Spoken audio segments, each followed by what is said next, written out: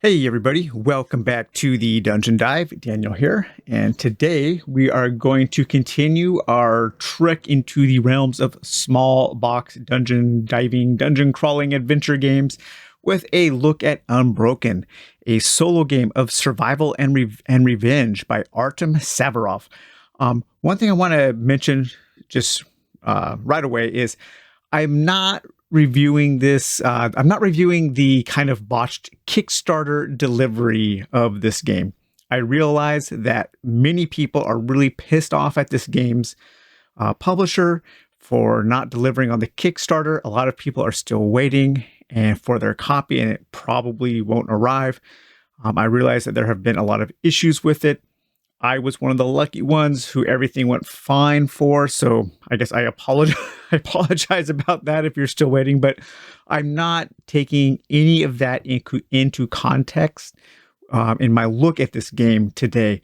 And I would appreciate if people are just going to complain about the Kickstarter, please keep that to like one thread and respond to the first person who makes a thread about the Kickstarter in the comments, because I don't want this video to just turn into a bash on the company and a bash on the Kickstarter, because that's not what this really what this channel or what this video is about.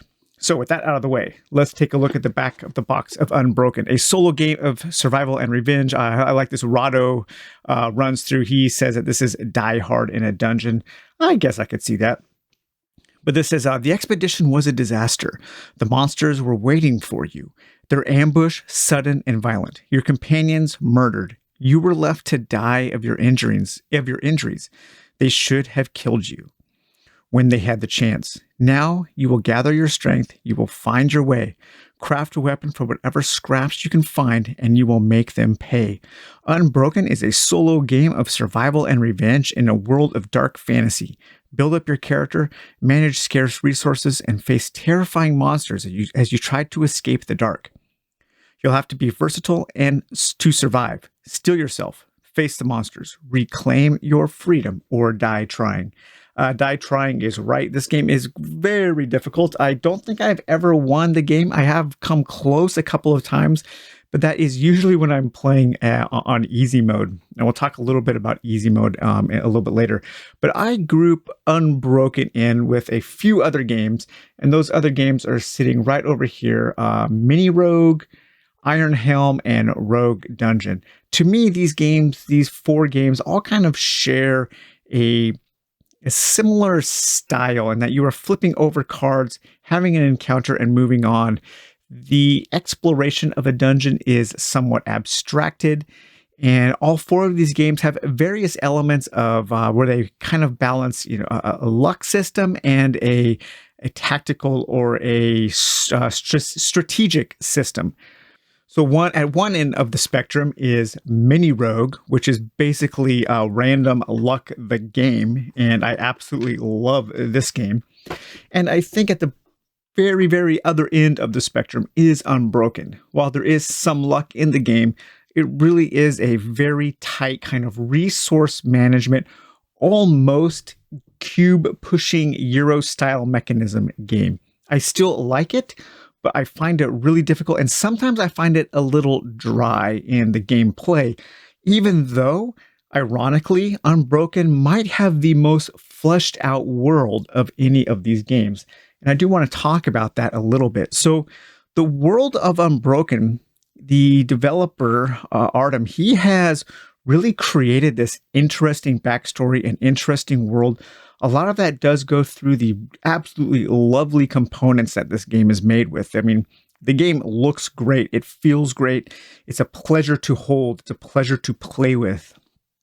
And he's created quite an interesting and in-depth backstory to the world and to the situation that sets the stage for the action in the game. And I really appreciate that, especially for a game that is mechanically a little on the dry side. I would actually really enjoy a more thematic, a more luck-based, adventure-style dungeon crawl game set in this world, because I do think it's interesting.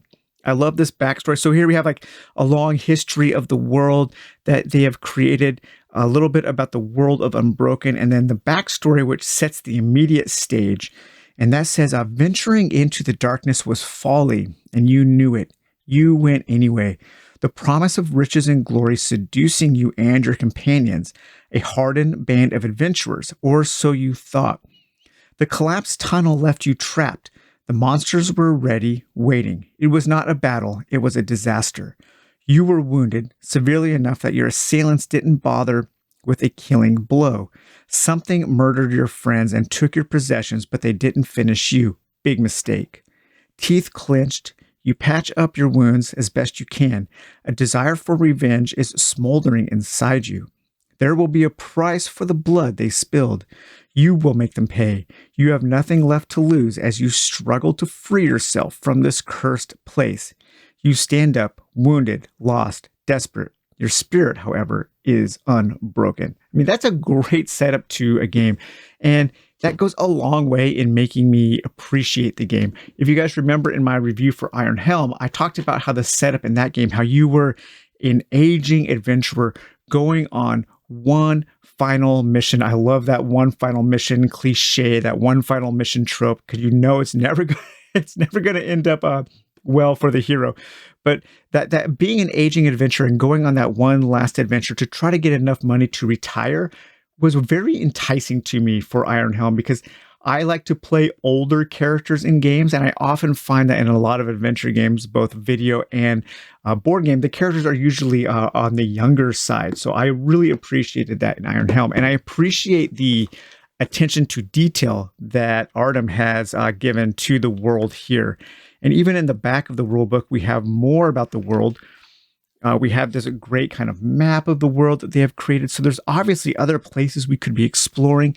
We have this thing, Welcome to the Dark, that talks about the calamity that befell the world and how the darkness spread. And then we also get a really nice synopsis of the different classes, the Sneak class, the Sage class, the Hunter class, and the Brawler class. And we get a little paragraph of text for each of the different characters. There are male and female characters for each of the 4 classes. So you could spend quite a bit of time, a few minutes, a good 15 minutes or so, just reading about the game, reading about the world and the characters before you even start playing. And I think that does go a long way in just setting the mood and setting the atmosphere. So I really enjoy that a lot. So the game, once you get past all of that, though, the game really is about resource management. And it is about making smart decisions, about making optimal decisions to push your way through a dungeon. So you've been attacked, your companions have been killed, you have been left for dead, and so you want to try to get revenge. This is kind of like if Quentin Tarantino, I think, made a dungeon crawl. It would probably be something like this. So the game has you going through a series of encounters, and every time you have an encounter, you're going to draw 2, you're going to pick one, and usually you're going to be able to exchange resources. So you have a number of different resources. You have a timer, and the time you're going to use time to do certain things. If that ever gets to 0, that is a game over. You have an effort tracker, which is kind of your HP, your mental resolve, your physical resolve. This is a resource that if that hits 0, you're dead. So you're going to be spending resource. You have weak, medium, and strong resource, strong effort in order to do different kinds of things. Some things you will just use low effort, and some you do need some of that strong effort to really exert yourself. And then you have a number of other resources like cunning, metal, wood. Cunning is used for trickery. Metal and wood is often used to construct weapons. Food, you have to eat a certain amount of food at the end of each floor, kind of like an Iron Helm. And then you have a kind of a generic tracker for how much treasure you have found. And treasure is for point scoring at the end. And there are also other ways that you can spend treasure. Usually you can trade treasure for lots of cool other resources during the game that you might need. And so what you are doing is during each of the, you're going through 4 levels, and you're going to have 4 fights. So my first level, I went through, the first fight I had was against this were rat here. The second fight was against a cave bear. And now I'm on level 3, so I don't know what my level 3 monster is going to be. There are 36 different monsters in the game put into different levels, and I just choose one randomly, or you can roll a dice when you come to it. But the last, you have a basilisk, a wyvern, a shaman, an ogre, a troll. All of the art in this game is absolutely fantastic. I absolutely love it. Here are the level 3 monsters: an orc brute, a minotaur, a dark elf, a bugbear warlord, and a savage gnoll. And so the monsters are going to have like an armor value. You have to break their armor before you can damage their health. If they ambush you, so that's right. I think I misspoke before about the time tracker. If the time tracker isn't game over if you reach 0, if you reach 0 time during your exploration phase, then the monster ambushes you. And then each level, you reset the time tracker depending on the level, starting at level 1 all the way up to level 4. And so the time, there's a way to regain time. And so if you ambush, then if the monster ambushes you, then you have to lose some resources. You can bribe the monster using your trickery, so you can bypass the monster and not fight the monster. However, if you do that, you don't get the rewards. And the monsters give you a lot of rewards. And one of the main rewards they're going to give you when you defeat them are different skills. And then when the monster attacks you, you're going to roll this D6 here, and you are going to apply whatever effect the monster gives you. But let's take a look at the level 2 monsters. We have goblins, we have abominations, troglodytes, imps, and crazed survivors. And then finally, we have the level 1 monsters, which are giant spiders, shrieking fungus, a gibberling or a gibberling, a kobold crafter, and a feral hyena. So lots of different monsters to fight. And again, you're going to fight 4 monsters in a given game, in a single game. And the way you fight them is you're going to be spending resources, and you're going to be consulting your weapon. And whichever weapon you have, this will dictate what kind of damage, what kind of attack you are going to do when you face that monster. So you start off the game with your bare hands, and then from there you can go on kind of like 2 different upgrade trees. You can craft a club with all wood, or if you have some metal, you can upgrade to the knife. And then once you go to the knife, then you can either make the spear or the sword. So I've chosen the spear, and the spear is kind of like the end of that particular upgrade tree. So you can't upgrade this anymore. And the spear tells you what kind of resources you need to spend to do what kind of damage to the monster, whether it is trying to break his armor or do health damage. And then you also have the club here, and the club you can upgrade to the maul or the axe. So you have the maul. There's the sword, that was the end of the bladed tree, and then you also have the axe there. So I like the weapon upgrade system. It's interesting, it's fun. You do really need to strive to upgrade your weapon as soon as possible. And I think that is one of the things that I find a little troublesome with the game, is that there does seem to be kind of an optimal path that you want to take. And what I mean by that is the resource management is so tight. It's such a tight economy that there isn't a lot of room for error. There isn't a lot of room for mistakes. To win, you absolutely have to play optimally. Some people, some gamers really, really do like that in games. And I get it. I get that. That's why games like Mage Knight and Gloomhaven are so popular amongst modern gamers. I'm not a very good game player, so I often find that things that are really, where you really have to be optimal, you really have to be on point with your resource management and your tactics, to be a little frustrating, just because I'm not very good at them. But there is still a lot to admire about this game. Another thing that you can get is different skills. So when you fight monsters, and at certain points throughout the encounters, you will have a chance to get skills. And when you get skills, you're going to draw 2 and you're going to choose 1. And there are all kinds of different skills. Usually these give you a bonus in some kind of trading for resources. Sometimes they will give you a bonus to protect you against different conditions. The conditions are negative things like being panicked or paralyzed, cursed, weakened, crippled, poisoned.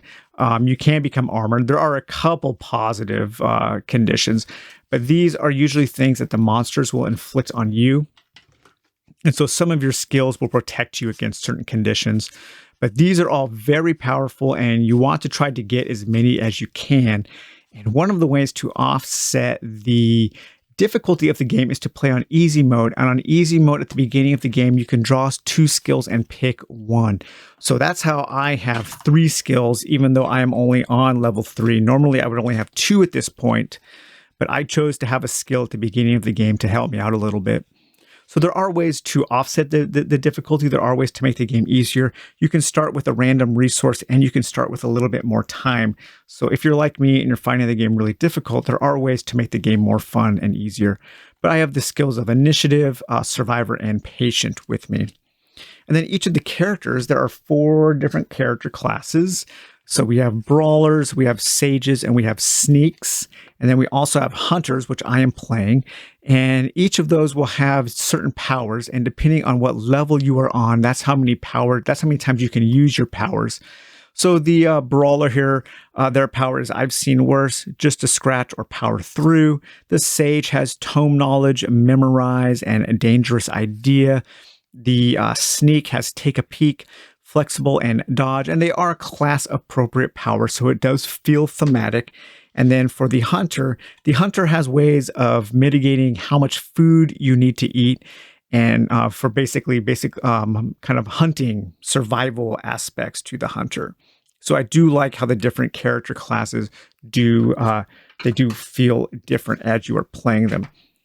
But throughout the game, you're going to be following this. There are 2 kind of flow charts. And once again, this is just another great example of how the components, how everything is just so well made and so well implemented in this game. So you have these 2 flow charts, one for the travel phase, that's when you're having your encounters, and then one for the combat phase for when you're fighting your monsters. And this really does walk you through each step of the game. For a Kickstarter game, this might have some of the best rules and documentation I have seen. I would put it up there with Sleeping Gods and how well the documentation is written, because on the back of these also, you have these quick start guides that basically have all of the rules that you would need. So once you've learned the game by reading the pretty good and well-organized rule book, you can then just relearn the game using these 2 cards. And the rulebook also does have a really handy glossary of all of its key terms. So just from top to bottom, this game is incredibly well made. But during the travel phase, you're going to be walking through this. And basically, you're going to have a couple of decision points where you can take a couple of basic actions. And this is how you're going to be upgrading some of your resources. You're going to be trading resources. How you're going to be making weapons and how you can scout ahead. So these are all basic actions that you can take mostly all the time. Some of these are only for travel phases, but you're going to choose to do those. And then you're going to choose to have an encounter. And when you have an encounter, you're going to draw 2 cards mostly. Sometimes you can draw fewer. If you have to commit to one, then you can only draw 1 and you have to face that. Sometimes you can draw more depending on if you've scouted or if you have a special ability. And then you're going to look at here, and usually you're going to have a certain amount of time. So you're going to choose one. So on this one here, you could say a giant protector. So I could choose 2 time. I wouldn't have to spend anything, and I would just gain 3 low effort. So that's pretty good. And each one of these cards does have a little bit of a flavor text to read, again, adding to that stage setting element that the game is so good at. I will say, though, the text is incredibly small. And so I definitely have to wear my glasses when I'm reading this. But it's all pretty well written, too. So this says, a stone giant answers no questions, but his ancient knowledge helps stave off your death for a bit longer. You hope his foreboding words won't be the last thing you hear echo in the dark. Wise seers once warned you to never disturb old things, and so you turn around while you still can. So this giant gives you a little bit of knowledge. He helps you gain some effort in your quest to survive and get revenge. And that's really cool. It's a great little piece of evocative art there too. I love it. And then, or you can spend 4 time and you can gain kind of have a survival instinct, and you can gain a a more powerful version of effort, which you can use to spin on more powerful attacks and things. So there are a lot of different encounters. I think there's over like 140 different encounters, each one with its own text and each one with its own time that you need to spend and how you can spend different resources to gain other resources. It's very mechanical, but if you spend a little bit of time reading the flavor text, a little bit of time connecting the flavor text to the art and kind of thinking about it thematically, it does make sense and it does create for some interesting elements. So you're going to be going through that adventure phase. You're going to be spending up all your time, but you don't want to get to 0 time, because if you get to 0 time, then the boss is going to attack you. He's going to ambush you. You will be ambushed by the monster. But if you choose to fight the monster while you still have some time, then you take the fight to that monster. And then at that time, you would reveal with the monster that you're going to be fighting. So in this case, I would be fighting the Hobgoblin, Steel Kraus, who has 3 armor and 4 health. If I was ambushed, they would gain more armor, which means I would have to do more points to their armor before I could damage their health. I can choose to trick him using some cunning and downgrading a weapon. And then once I start to fight him, then I could choose to attack him with my spear by spending different resources to first get rid of his armor and then get rid of his health. And then he would get to attack me if he's still alive, and I would roll the dice and see what he would do to me. And we would go back and forth there. Following this chart here, it gives you an idea of how you want to go through the combat. And then depending on who wins, if the monster wins, you lose the game. If you win, you get the resources listed below. And then, so here you do get that armored condition, which is really nice. You get a new skill, plus you get 2 resources of metal, 2 low effort, and you get some additional time. And then you rinse, repeat, and go through until you finally face off against whatever level 4 boss monster you're going to be fighting. And if you survive to the end of the battle and the end of the battle phase, then you win the game. And there are various ways to score points. So this is kind of a score chasing game. So if you like that kind of element, if you want to compete against yourself, because this is just a solo game, you can keep track of your score there. And then there are also a whole bunch of different achievements that you can try to go for in order to get better at the game. And this is a game that I do think it is possible to get better at.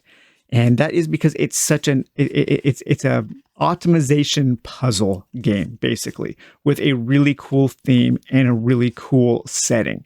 And so if that kind of thing interests you, if you think that Mini Rogue is just way too random and you don't have a lot of agency in Mini Rogue over what happens, maybe Iron Helm is kind of right in the middle. Rogue Dungeon is a little closer to Mini Rogue.